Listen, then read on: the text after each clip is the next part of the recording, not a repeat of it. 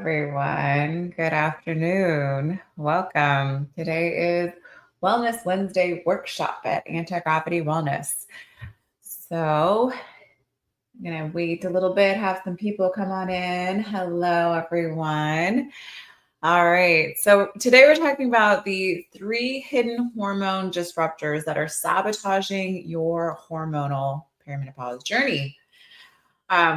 I am Dr. Nicole Smith. I'm the founder of Anti-Gravity Wellness, and I'm a nurse practitioner, functional nurse provider, or family nurse practitioner, certified, orthopedic certified. Going to be sitting for the menopause board exam here next month. I'm excited about that. No, I don't think so. Get out of here. Are you serious? My cat's trying to get in. Oh, and I run a telemedicine practice here in Washington and Oregon State. We are here in my telemedicine clinic.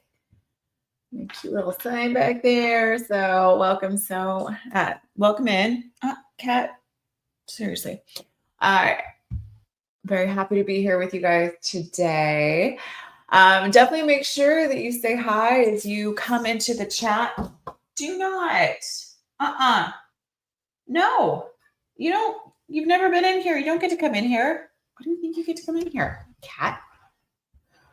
Oh, rude. We're live. Hi. Okay. All right. Lost my train of thought. Thank you, Cat. Okay, so as you're coming in, please definitely say hi. If you are a perimenopausal woman and you're a woman over 35, drop a me in the chat so I know that my girls are here. They're coming in. And if you're not, that's okay. Thank you so much for joining me because this applies to so many people. If you know a woman who is either over 35 or at some point will be over the age of 35, guess what? Every single woman will go through menopause. All of us. None of us escape it. They don't teach us about this stuff though. So I'm here to help spread the word about perimenopause and help you guys to become more empowered. And for you guys that are out there that watch as well, thank you so much for joining me. I do appreciate being here. And your ladies are going through this too. So it's good for you to be aware of these changes so that you know she's not just going crazy. It's the only part of it, right? There's actually things going on there, and you can help her with that. 75% of women in perimenopause report feeling like their bodies have betrayed them despite doing everything their doctors told them to do.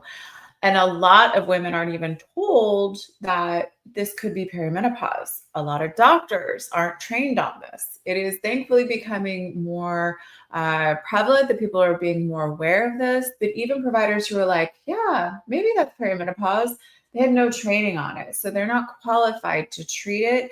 They don't even know what labs to look at and what symptoms that they're monitoring for. And it is a combination of these things that we need to look at in order to help these women get through this. So hi, everyone. Thank you for joining me. If you are a woman over 35 and you're joining, please type me in the chat so I know that my girls are here.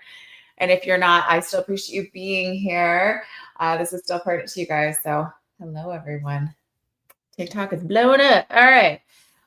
So today I'm sharing what I've learned from working with hundreds of women and 3 hidden disruptors that show up in 90% of my client cases. So we're going to talk about number 1 is the sleep stress cycle. Oh my goodness. If we are not sleeping, there's nothing we can do for anything. There's no amount of weight loss GLP meds or hacks or anything that can fix what's going on if we're not sleeping. We have to get our sleep straight before anything else will work. And one of the things that disturbs our sleep a lot is the adrenal system. A lot of people are suffering from adrenal fatigue. So if you're waking up tired, if in the afternoon you are crashing, if after lunch here, if you eat your lunch and then you crash, you need caffeine to get through the rest of your day and you're just dragging, or if at night you are tired but wired and you cannot go to sleep, women through perimenopause, super common to wake up in the middle of the night, not be able to go back to sleep like 2, 3 a.m. So if that's you, raise your hand in the chat. If you're like, I wake up in the middle of the night, I cannot get back to sleep. A lot of women too will notice that this can get worse in their luteal phase. The luteal phase is the last half of the cycle. So after ovulation, just before your menstrual bleed, that's your luteal phase. That's a time when progesterone is supposed to be rising and helping you to calm your system down. Estrogen kind of goes a little bit lower and we're detoxifying that. But if our progesterone is low because we're in perimenopause, and that is actually the first hormone that starts to go down is progesterone, not your estrogen, we will see sleep disturbance, really common, especially in early perimenopause. So there's some things we can do about that. You always want to get everything checked out with a provider, because there's, you might see out there, oh, take this supplement if you're having this problem. It might not be right for you. So I could tell you some supplements, but I don't want you to go out there and just take them without having a proper evaluation, because you could do more harm than good if it's not the right one for you. And I don't know your particular case, so I can't say this is the one that you should use. But for example, we can use things like Vitex, Chase Treeberry, and that will help to stimulate the brain, to stimulate the ovaries, to produce more progesterone. Might be appropriate for some people, not for others, okay? So don't go take it without having a proper evaluation. We can also give progesterone. Oral micronized progesterone, tiny little tablet, usually starts off at 100 milligrams. We can go up from there, up to maybe 200, 300. I have seen someone on 500, which was extreme. I'm like, that's a little much. And I did not put them on it. They came to me on that dose. And I'm like, let's see if we can do something else here, because that's pretty extreme. Like something's going on if you need that high of a dose. But we can give oral micronized progesterone. It is FDA approved, and we can usually get coverage for it. Even if we don't, though, it's just like $20 a month. So it's not that cost prohibitive. So that's one of the things that we can really look at to help with that. The other thing that we want to look at is the cortisol. So what is your cortisol doing? That's one of the things that we actually test here at Anti-Gravity Wellness that a lot of providers do not look at, is your cortisol levels. And not just a one-time check it in the morning. Do we have Addison's or Cushing's? No, we're looking for adrenal adaptation that is not diagnosed as disease, but it's still having an effect on your system. So we look at what's called a diurnal cortisol. Your cortisol levels are supposed to come up and then come down in the afternoon and then gradually decrease in the evening time. When we have dysregulation there, we can start to feel tired at times that we're supposed to feel energized, and then wired at times we're supposed to be able to go to sleep. So we need to look at this, look at your lifestyle. We can do supplement regimens. We need to look at your exercise. I get a lot of women that are over exercising and pushing themselves too hard. Doing a lot of fasted cardio and things like that, that's only going to add to your cortisol burden, to your stress. And we're already in a stress state as we're going through perimenopause. Our adrenals are already running on high rev without the added, oh, I'm full-time in my career, I have a family, got kids, I got aging parents, like all of these things. Some people are going through changes in their interpersonal relationships, maybe divorce or something. Yeah, there's stress for sure. But on top of that, we're also having changes in our hormones, and that is affecting our ability to be resilient, because we should be resilient. We should be able to handle life's changes. But over the age of 35, a lot of women find that they just cannot deal with it like they used to, and they're really struggling. It's not your fault. It's part of those hormonal changes that you're going through. And there's so many things that we can do to support you through this time. So don't feel like you're alone. You're not alone. So sleep disruption affects 60 to 80% of perimenopausal women. 60 to 80%, guys. That's significant. Okay. So if you are suffering from this, you are not alone at all. You are in good company. So many women are suffering from this. The good news is it's usually very transient, meaning it will get better, as you move through that perimenopausal transition period through menopause, but it can last for years. That transition through perimenopause can last for years. So in the meantime, let's not just suck it up, buttercup. There are things that we can do to help you through this. Okay. We do not need to suffer through this time period. Even one night of poor sleep increases your cortisol by 37% the next day, and not in a good way. Okay. Chronic elevated cortisol blocks progesterone production. Remember, progesterone is the calming hormone that comes in during our luteal phase, the last half of our cycle, that helps calm things down, helps us be able to sleep better. That's why we usually give the oral micronized progesterone. We give it at night because it helps with sleep. So chronic elevated cortisol blocks progesterone production by up to 50%. That's a lot. That is a lot. So if you're having this, and then on top of that, your progesterone levels are already dropping because, women over 35, their progesterone levels start to drop. You can see how this can really be a problem. And your primary care doctor is not looking at your progesterone levels. Girls, they're not looking at that. They have no idea to even look there. So this is why having, providers like myself who are specializing in this and teaching you guys about this is so important. And then you can ask for these labs. Absolutely. If your provider says no, find a new provider. You do not have to stay with them. Okay. You can also add a hormone provider to your care team. You don't have to just have one provider for everything. In fact, you shouldn't. Women getting less than 7 hours of sleep have 15% lower progesterone levels. Again, also on top of us going through perimenopause. So if anyone, I'm looking over here because I got multiple cameras right now, guys. Does this resonate with anybody? Does anyone feel like they're suffering from this? Raise your hand in the chat if that is you. Okay. You're not alone. You are so not alone, girl. And guys can have issues with this too. They typically, though, are having issues related to their testosterone levels. So men go through a thing called andropause. So they have that too. It's not nearly so severe as menopause, where like things just like crash. Theirs is more of a gradual decrease, but it can happen to them too. So the cascade effect: high cortisol equals low progesterone equals more anxiety and insomnia, which equals high cortisol. So it runs on itself. It becomes this vicious cycle that just increases your cortisol levels, lowers your progesterone, increases your anxiety and insomnia. So we got to break the cycle. This cycle can drop metabolic rate by 10 to 15%. What does that mean? That means it's going to make it really hard for you, or harder for you, to maintain your body weight or lose body fat, because your metabolic rate goes down. That's not what we want, especially through this time period. A lot of women will notice, thank you so much for your hearts, guys. Thank you.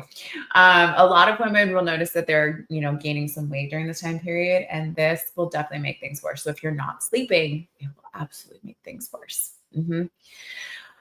It will increase your insulin resistance by 25 to 30%. A night of poor sleep makes you insulin resistant, like a diabetic. Oh, thank you. Love you and love. Oh, thank you so much. I appreciate you. So it will make you insulin resistant. You basically become like mildly diabetic after one night of poor sleep. And so imagine compounding that over time. And there's a lot of women out there that are suffering from that. All right. So what we can do, there's the 10, 3, 2, 1 rule. 10, 3, 2, 1. Remember that. No caffeine 10 hours before bed. If you watched yesterday, you would have seen we were talking about caffeine and its influence on sleep. Caffeine can last in your body 6 to 8 hours is its half-life. As we get older, our ability to metabolize caffeine actually goes down. So try and cut back. Come up with other alternatives and listen to your body. You need sleep. If you're really tired and you need caffeine to get through your day, what you really need is not more caffeine. You need more sleep. You need more recovery. And then if this is the chronic thing, if sleep isn't helping you, if you get sleep and you're still tired, that's something that needs to be evaluated. So we need to look at your thyroid levels. We need to look at your adrenals. We need to look at your sex hormones. We need to look and see, do you have sleep apnea? Because your risk for sleep apnea goes up as you age. And that is where you actually stop breathing while you're sleeping, cuts off the oxygen supply to your brain, and that will wake you up. So that snoring, that waking up short of breath, or just waking up and you're just still exhausted even after a full night's sleep. Those are reasons that we should probably check and see if you do have underlying sleep apnea. It's very serious. We definitely need to treat it. It's one of those things. It's kind of like a silent killer. We want no big meals 3 hours before bed. Having a big, heavy meal that close to bed actually will interfere with your sleep. So you really want to make sure that you're eating your big last meal no more than 3 hours before bed. You can have a snack before bed and that's okay, but that full meal, let's keep it 3 hours before. No workout, or at least heavy workout, 2 hours before bed. So 2 hours before you go to bed. If you have to work out after work, a lot of people do because their schedule is just what it is. Try your best to have your heavy workout really before that. Thank you guys. Thank you so much for joining. And thank you for all the hearts. I appreciate you. No screens 1 hour before bed. That's a really hard one. Or like the blue light blockers. That actually does help because blue light really does stimulate the pineal gland in your brain and decreases your melatonin, which is something that's supposed to help you sleep, right? It's supposed to help you sleep better. So if we're not getting that stimulation there, your brain's going, oh, it's still daylight. It's not. It's, so we need to make sure that we are being conscious of that. There really are light receptors, even in our skin. So some things that can really help that have made a big difference for a lot of my patients, magnesium glycinate. So we're talking 200 to 400 milligrams about an hour before bed. Helps about, randomly pulling a number out, 78% or so of my clients improve sleep quality. So I've had some people who have tried everything else, and then we add magnesium glycinate, and that's the thing that gets them to finally be able to sleep better, which is really interesting, right? A lot of us are actually magnesium deficient. So again, any of the supplements that I talk about, you must talk with your provider before you start yourself on any new supplements because it may not be appropriate for you. So always make sure that you check with your provider. If you are in Washington or Oregon State and you are a woman over 35, I can help you with that. That's what I do. DM me if you want more information about our programs. Okay. Room temperature. It's actually very important, especially for perimenopausal women and menopausal women. Night sweats are really a thing, right? Because of those hot flashes that can come on. So having layers, because I don't know if you guys are anything like a lot of women that I know, when we go to bed, and I'm sure the guys can attest to this as well, if they have a woman that they're with, we are cold, we're freezing, and then about an hour after we fall asleep, we are throwing the sheets off in the middle of the night. So making sure you're having layers and then keeping the room cool overall will really help. And then you can peel layers as you go, right? All right. Number 2, inflammatory foods. So things that increase inflammation. There's a lot of processed foods that can have problems with them. So if you're eating a whole foods diet, primarily allowing for some things because we live our lives and you're not going to get away from it entirely, nor should you. You should enjoy a little bit of, whatever fun food you like to have every now and again, right? But there's a lot of processed foods that can cause extra inflammation in the body and will actually disrupt your sleep, disrupt your hormones, disrupt your cycles. And this becomes even more of a problem as we're going through perimenopause and menopause. So chronic inflammation from dietary inflammatory causes, like let's say you have a gluten sensitivity, but you eat a lot of gluten.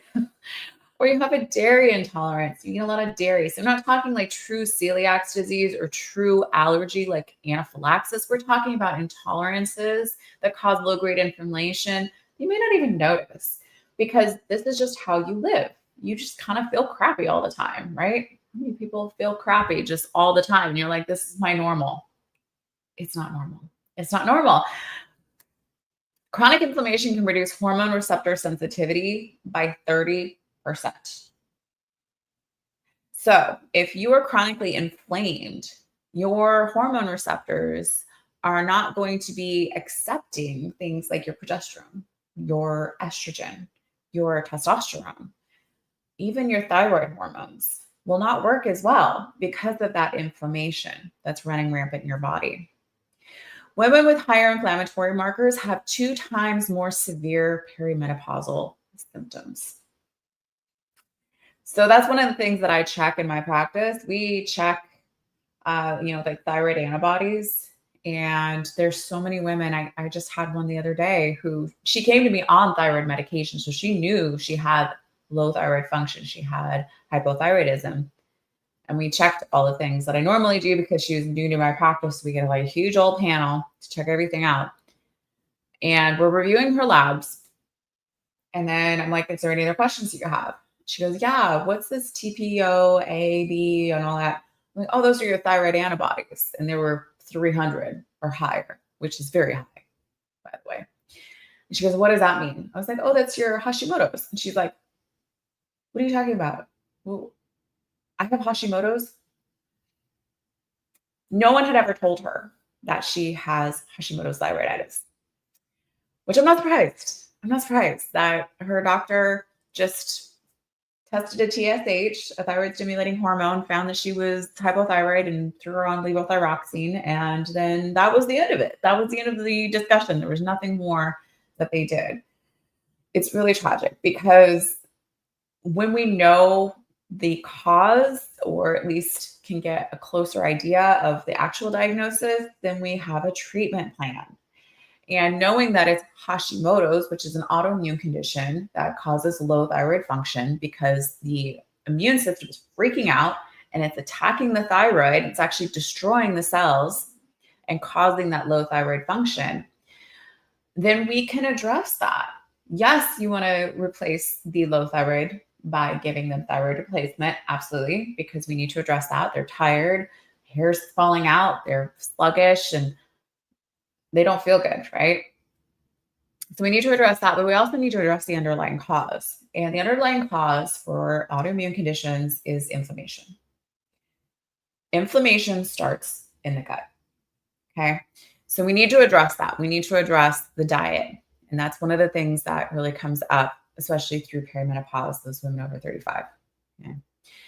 70% of your immune system is in your gut. 70%. That's significant. So if you think that what you're eating isn't affecting you, it's not true. Absolutely not true. So by making sure that we're paying attention to our diet, cleaning that up, and for the most part, again, allowing for life and enjoying some foods every now and again, but cleaning up the diet, eating more whole foods, getting yourself on an elimination diet for a while, and then slowly reintroducing foods to see how you respond. People are surprised. So I do meal plans with some of my patients that, that want to do that, and they would definitely benefit from that. Pretty much all of them would coming into my practice. We do meal plans, and they are shocked at how much it makes a difference and how they feel, which I always think is kind of funny because I'm like, I've been doing this for so long. Like, I know that yes, your diet has a huge effect on how you feel, like ridiculous, inappropriately huge effect on how you feel. And by just cleaning that up, we can have such a dramatic improvement in how you feel. Not, Kat, seriously, no, stop doing that. You're scratching my nice door. Go away. We can have such an improvement how you feel. And then of course comes the other side benefit of weight loss. So when you feel better, you're going to actually prep more food and you're going to make better choices and you're going to go to the gym and you're going to get better sleep. Like it's just, it compounds upon itself. And then the weight just naturally comes right off.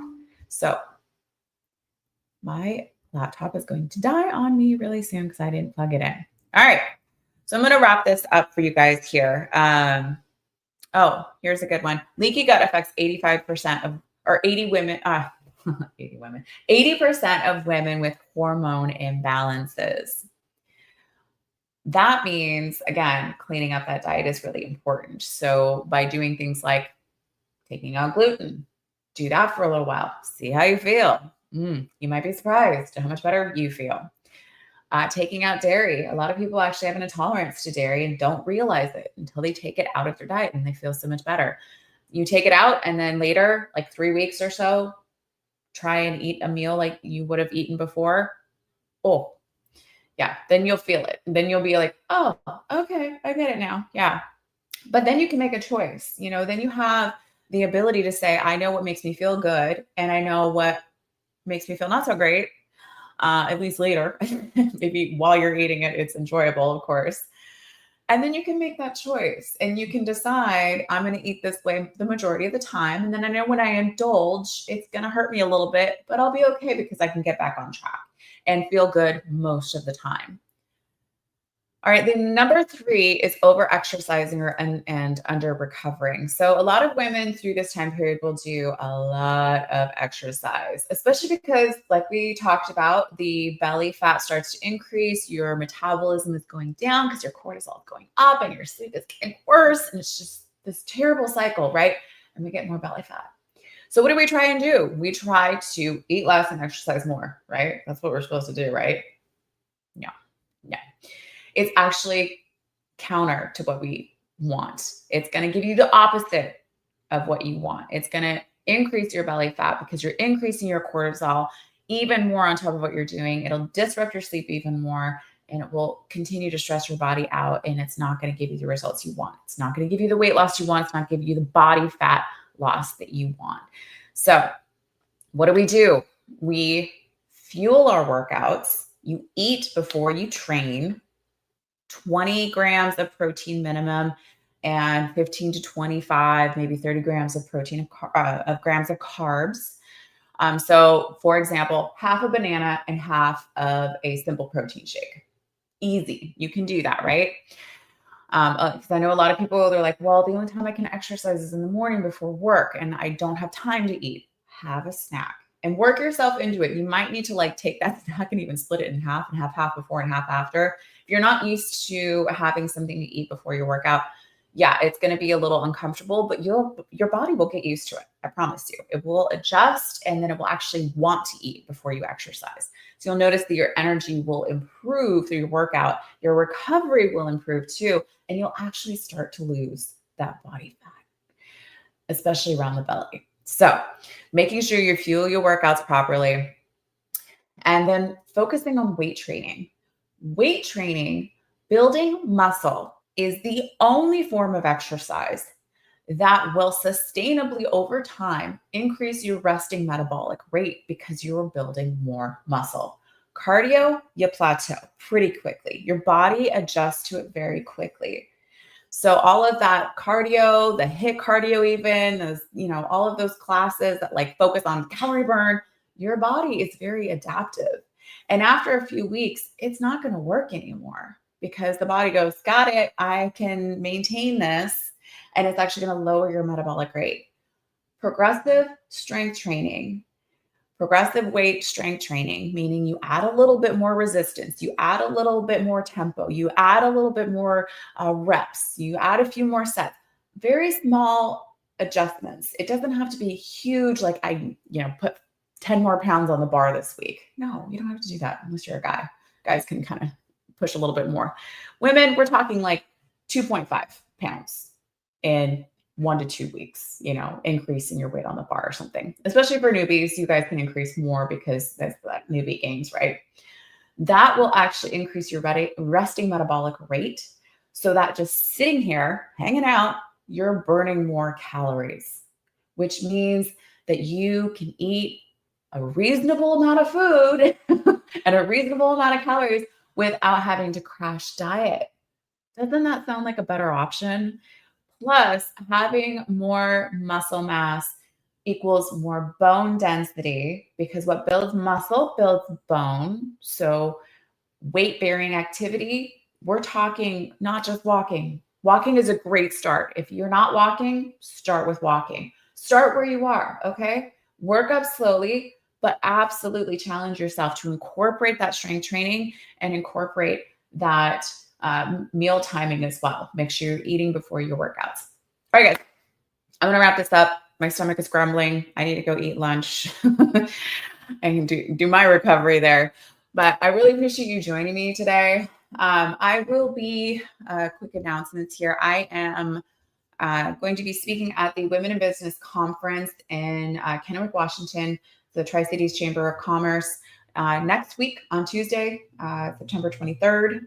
My talk is at 2 p.m. It's a full day event though. So Women in Business Expo or conference, not expo, it's a conference. A lot of amazing women are going to be there. I've done this before. This is my second year doing this. And it's just incredible. It's so much fun. So I'm really excited. I'm going to talk about, hormones, hustle, and work culture and how we don't get told about menopause or perimenopause in the work culture and how it's affecting women and our ability to function. So I think it's a very important topic. I'm super excited to be talking about it. And we will be recording it and probably posting that onto YouTube. So I will let you guys know when that is up and running. So I thank you so much for joining me. And if you are a woman over 35 and you need help with your hormones, you live in Washington or Oregon State, I am licensed as a nurse practitioner in those states, do functional medicine. We dive deeper. We have custom packages for women who are looking to really optimize their hormones. And I go deeper, like, girl, I got you. Okay. So DM me if you need any help. All right, guys, have a great rest of your day. It's Wednesday. We're almost there. Keep going. I love you. Bye. Bye, everyone.